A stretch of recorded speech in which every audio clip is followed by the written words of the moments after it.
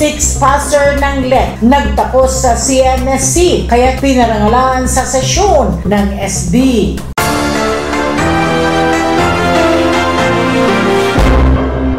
Dumalo sa regular session ng Sangguniang Bayan ng Daet si Josel May Nipas Sabido at nakakuha ng markang 93% at nasungkit ang ika-6 na pwesto sa nakaraang licensure examination for teacher o LET. Si Sabido ay nagtapos sa CNSC at mula sa isang mahirap na pamilya. Ang ama niya ay isang non-teaching staff at ang kanyang ina naman ay isang plain housewife. Subalit ito'y hindi umano naging hadlang ang kanilang kahirapan para di niya abutin ang kanyang pangarap. Bago siya mag-take ng LET, ay pumasa muna siya sa attitude exam at nakakuha ng ikatlong pwesto sa CBRC at tatanggap bilang scholar ng nasabing review center. It is not just my honor, it also symbolizes sa karangalan ng aking mga magulang, karangalan ng aking moment of school and college, and karangalan ng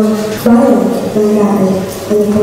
And that is why it is a great honor and privilege. The only opportunity ng collaboration na pakarin sa State College sa Dr. Carter Center. Nagkaroon sila ng math exam, yung norm aptitude, parang aptitude test for take na exam. So, nag-take po kami nun, and then I was able to gain the top 3 non-test scholars sa ating Bicol sa buong region.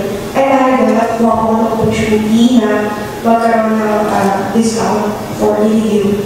Dagdag pa ni Sabido, matagal na niyang pangarap ang maging guro, kaya't ito'y kanyang pinagsumikapan. Sa ngayon ay minarapat niyang mag-enroll sa Mabini Colleges para kumuha ng Masters in Education. Actually, ngayon, plano ko mag-take ng master's degree. Nag-enroll po ako dito sa Mabini Colleges.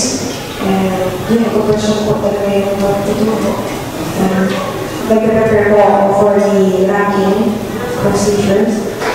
And hopefully, is magkaroon ako ng ibang mga opportunities na mag-improve sa aking pedagogical skills and as educator. It was the biggest contributor sa aking achievement.